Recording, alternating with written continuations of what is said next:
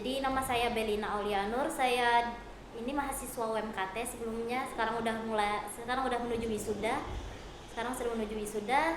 Saya Belina Aulianur, saya angkatan 2018 di jurusan Manajemen Internasional. Dan saya pergi ke Korea untuk alasan double degree. Kak Ninda. Ya. Perkenalkan, saya Ninda Fatmawati dan saya juga sebelumnya mahasiswa Universitas Muhammadiyah Kalimantan Timur yang insya Allah bareng sama Kak Belina nanti wisuda tahun ini. Dan sebelumnya kami ke Korea untuk double degree dan sama dengan angkatan 2018. Oke, berarti ini beneran udah abis dari Korea nih? Ya, alhamdulillah. Benar. Keren. Gimana? Jadi waktu pertama kali nginjakan kaki itu karena perbedaan cuaca, jadi wah begini ya Korea, dingin banget, sumpah dingin banget. Karena beneran waktu datang itu lagi musim semi ya, musim spring, baru aja perpindahan dari musim salju musim dingin. Jadi tuh kalau AC kita doang mah kalah, soalnya 15 derajat ke bawah, apalagi kalau hujan itu sampaikan 13 derajat, 10 derajat, 7 derajat, itu sumpah itu dingin banget. Di dalam kamar pun cuman gini, di bawah selimut doang. Sama juga kita juga di karantina kemarin selama 14 hari, jadi 14 hari 2 mingguan itu di dalam kamar doang. Mungkin Kak Ninda ada tambahan? Ya kalau saya sendiri kayak mungkin ya kalau pas baru nyampe di Koreanya kayak ngerasa wah kayak masih sebenarnya kayak nggak percaya, kayak oh saya udah di Korea nih gitu. Terus ya sama sih, kayak mungkin kayak karena cuaca beda ya, sampai sana tuh kayak ngerasa bener-bener kedinginan. Mungkin teman-teman sana kayak oh ini biasa aja, ini loh nggak yang terlalu dingin-dingin banget gitu kan. Tapi di kami tuh kayak ini dingin banget, sumpah. Udah pakai jaket pun atau di kamar udah berselimut pun masih kayak ngerasa dingin banget gitu. Mungkin karena belum menyesuaikan sebenarnya, lebih kayak kulit kita belum menyesuaikan banget sama cuaca di sana. Jadi ya bener-bener ngerasa kayak sedingin inikah gitu Korea gitu. Gitu sih. Tapi kesehatan teman-teman aman, maksudnya kan perbedaan suhu gitu-gitu. Sempat sakit sih sebenarnya. Sempat langsung yang kayak demam apa gimana, karena mungkin ya karena kulit juga belum bisa nerima gitu lah. Tubuh belum bisa nerima, jadinya kayak sempat sakit sih. Ya sama aja sih sama Kak Ninda juga, sempat sakit, kita sempat demam juga, pilek banget. Apalagi waktu zaman Covid kan takut banget kalau misalnya apa kena di jalan ya, apa kena waktu di pesawat ya gitu-gitu. Tapi pas sudah dicek lagi kan setelah karantina di PCR lagi, alhamdulillah sehat walafiat. Dia nggak sakit, emang cuman nggak terbiasa aja sama cuacanya sebenarnya. Ini ke Koreanya tahun berapa ya? 2019 apa? 2021. 21 ya? 2021 kita perginya. 2021. Oke.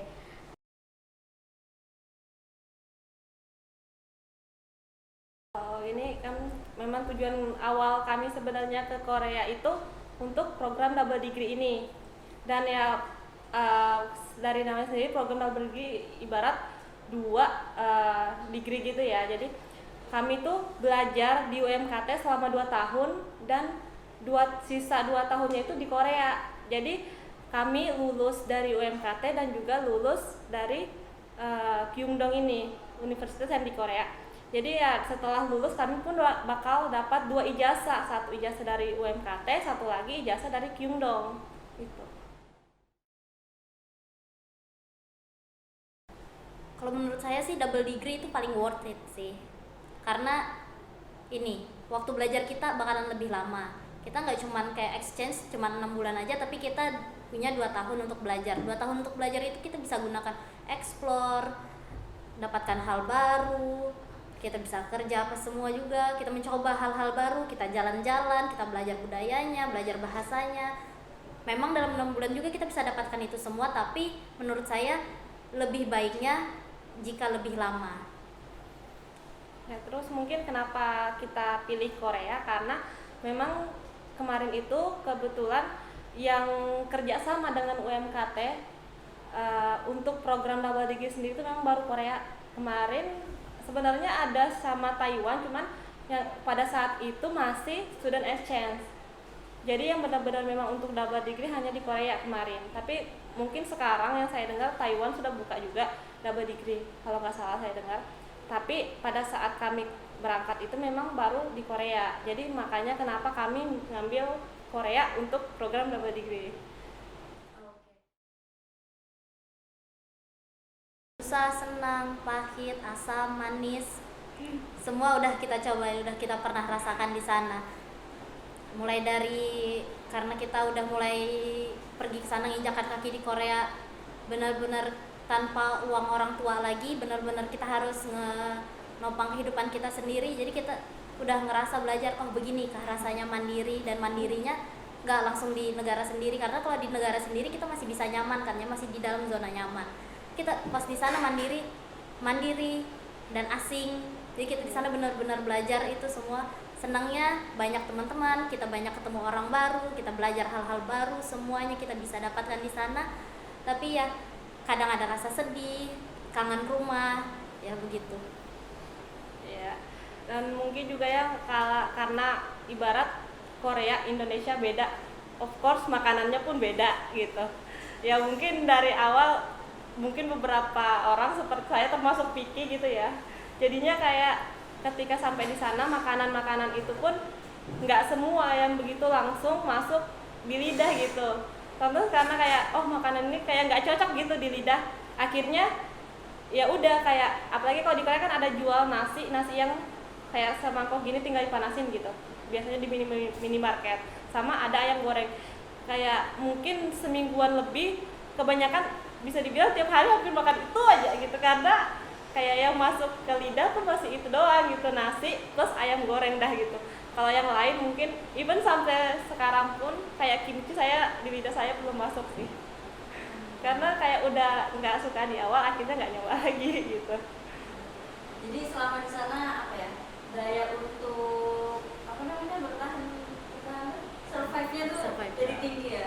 Iya, udah. karena mau nggak mau ditekan dengan keadaan, jadi kita harus bisa survive untuk tetap hidup, melanjutkan kehidupan ini.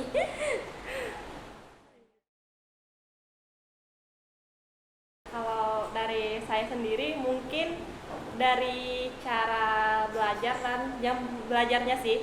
Kalau mungkin di Indonesia yang pengalaman saya, kalau misalnya ada mata kuliah yang sama, misalnya selama 2 atau 3 jam, itu biasanya begitu dosen masuk babat habis tuh. 2 sampai atau 3 jam tuh langsung babat habis. Nah, kalau di Korea sendiri itu ketika ada mata kuliah yang sama selama 2 atau 3 jam, mereka akan selalu break setelah 50 atau 1 jam, 50 menit atau 1 jam gitu. Jadi walaupun mata kuliahnya sama, dosennya sama, itu bakal tetap di break gitu. Jadi sudah 1 jam nih, break dulu sekitar 10 sampai 15 menitan, terus nanti dilanjut lagi gitu. Jadi selama kami di sana pun nggak pernah tuh ada yang selama 2 atau 3 jam babat habis, enggak. Jadi setiap 1 jam break terus lanjutkan lagi. Begitu sih pada saya. Kalau menurut saya sendiri sih Kak, karena di Indonesia ya kayak udah mendasar sekali lah kalau kita tuh harus ada rasa hormat dan rasa segan kepada yang lebih tua atau kepada yang lebih tinggi posisinya. Jadi kita ke dosen itu agak segan, agak takut gitu. Sedangkan kalau di sana itu karena dosennya ngajak jadi teman, jadi kayak ya udah nggak apa-apa. Dan juga bahasa kan, karena bahasa Inggris itu lebih santai sebenarnya daripada bahasa Indonesia, jadi mereka jadi ya udah welcome banget, dan itu rasanya sih nyaman banget sih. Kalau ada apa-apa mau bertanya atau mau minta tolong masalah ini, mulai dari masalah sekolah atau kehidupan pribadi, itu jadi bisa saling sharing lah sama dosen atau jadi teman juga, itu lebih nyaman sih kalau menurut saya. Kalau di sini saya lebih takut lebih segan sih. Jadi kalau kami sendiri ya mungkin memang semacam budaya, bahasa, makanan tuh pas jelas memang beda banget. Dan kalau pas awal-awal karena kami pun sendiri kalau mungkin Belina sudah ada dasar sedikit bahasa Korea. Kalau saya kemarin bener-bener zero, kayak bener-bener bahasa Korea itu sebelumnya belum pernah belajar gitu. Enggak, dan memang kayak enggak yang begitu kepikiran buat belajar bahasa Korea. Nah, begitu nyampe sana ya kayak gitu. Kayak kadang gara-gara orang ngomong apa sih gitu. Even yang kayak ke minimarket gitu kan, karena sistemnya sebenarnya kalau di sana tuh ya kayak enggak yang sebenarnya enggak begitu ditanya atau apa gitu. Jadi kadang kalau ke minimarket pengen beli apa, ya udah masuk, ambil barang-barang yang dipengenin, terus bayar tanpa ngomong gitu. Jadi bener-bener masuk, ambil barang, bayar, kasih ke kasir, dah baru kan biasanya tuh ada totalnya tuh tertulis. Oh ya udah keluarin doang segitu dibayar, udah keluar. jadi kayak awal itu mungkin kayak sekitar seminggu, jadi kayak setiap kali ke minimarket udah masuk ambil, jadi nggak bener-bener nggak ngomong gitu.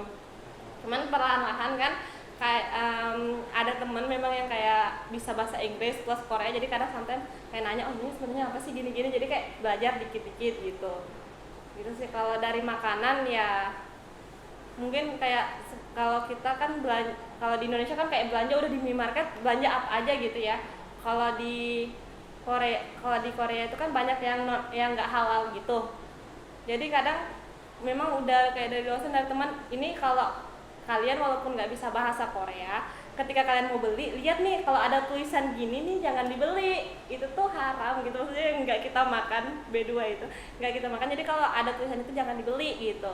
Jadi yang kayak gitu doang sih, kayak akhirnya makan ya kayak udah yang bener-bener kita yakin ini nggak ada yang bener-bener ini bisa kita makan, ya udah, jadi kayak semingguan mungkin apa makannya tuh kayak nasi doang, ayam goreng, dah itu aja gitu. Gitu sih kalau dari saya. Kalau adaptasi sama lingkungan, orang sekitar tuh gimana? Lingkungan sempat juga karena memang kayak mungkin karena kita tahu kita foreigner gitu, terus nggak bisa bahasanya juga, mungkin sometimes yang kayak, atau misalnya karena kami berjilbab ya, kan di sana nggak, kan minoritas tuh, jadinya sometimes kayak diliatin gitu, kayak nggak tahu ya, kadang kita akhirnya mikir apa yang salah ya dari aku gitu, ini apa penampilanku salah apa gimana gitu, sometimes gitu kayak diliatin, atau kadang diomongin cuman karena kita nggak paham poinnya sih itu, kayak untungnya gitu karena kita nggak ngerti nih, ya udah jadinya kita kayak cuek aja gitu, kadang kayak diomongin, mungkin kita ngerasa nih kita yang diomongin, cuman karena kita nggak ngerti ya udah kadang cuek aja gitu. Itu sih pada saya. Kalau dari saya sendiri sih untuk yang sosialnya, karena saya tipe orangnya harus memaksa biar bisa untuk bertahan, jadi saya suka sih kalau bersosialisasi dengan orang-orangnya. Saya nggak cuma bersosialisasi dengan orang-orang yang di kampus aja yang hanya bisa bahasa Inggris saja, jadi saya suka bersosialisasi juga kadang ke orang Koreanya. Jadi kalau misalnya di luar itu, kalau dulu saya part time itu saya suka, pokoknya saya obrolin terus itu bos, jadi saya obrolin, bos ini bagaimana, bos ini bagaimana, bos ini bagaimana, ini gimana, ini cara bahasanya, ini gimana cara ngerjakannya, kalau misalnya mau ke minimarket mau pengen beli ini ngomongnya apa gitu. Sebagian hal-hal paling kecil pun saya tanyakan itu ke bos, jadi gitu cara saya survive di sana. Jadi walaupun saya di luar akhirnya, jadi saya berani ngelepas diri saya sendiri, kayak oh nggak apa-apa, saya sudah berani, saya sudah bisa ini gitu. Oh saya mengerti, oh ini makanan ini nggak bisa dimakan nih, oh saya sudah tahu, oh dengan orang ini ngomongnya harus yang begini, karena tatanan bahasa Korea juga kalau untuk yang kalau untuk ke orang tua ada lagi sendiri, untuk yang setara ada lagi sendiri, untuk yang muda ada lagi sendiri. Jadi udah kita ngerti, jadi saya tuh udah mengerti, oh jadi begini caranya, jadi saya tahu caranya kehidupannya, aturan-aturan sosialnya juga di sana. Jadi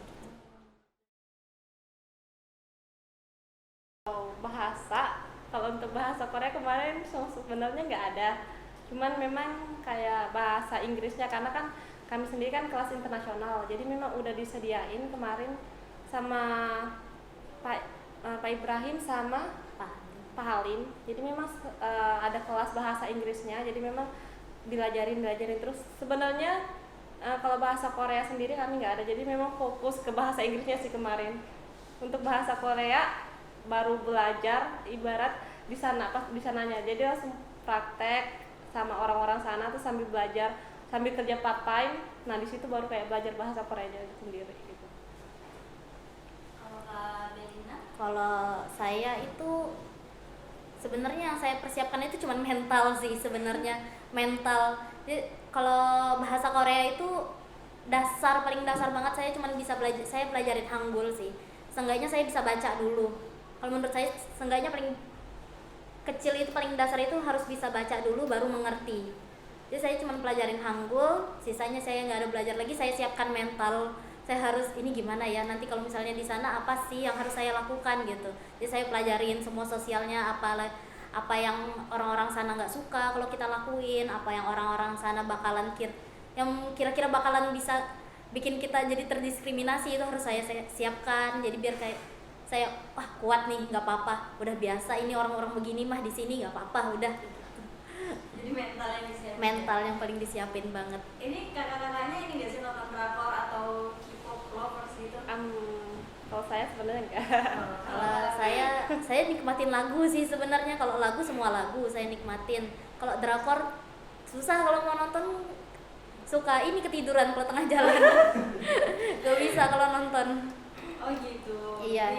Jadi mungkin kalau misalnya K-popers gitu, mungkin ada kali ya hal-hal yang mereka udah jadinya udah otomatis belajar juga. Iya.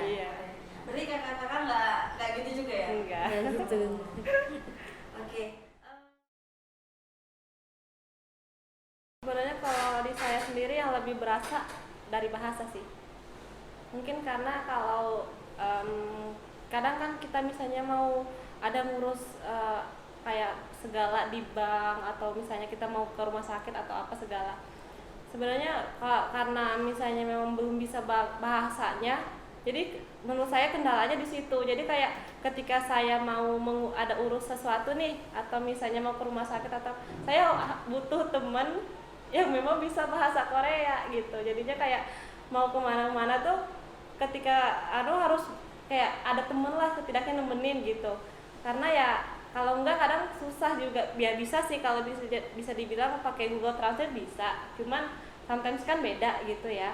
Karena ketika kita belajar pun bahasa Korea dengan kehidupan sehari-harinya tuh beda terkadang. Jadi kayak mungkin yang kita pelajarinya kayak gini, ternyata yang biasa umum digunakan ternyata enggak gitu. Jadi kayak memang butuh temen banget yang memang udah biasa di sana dan mengerti bahasanya gitu.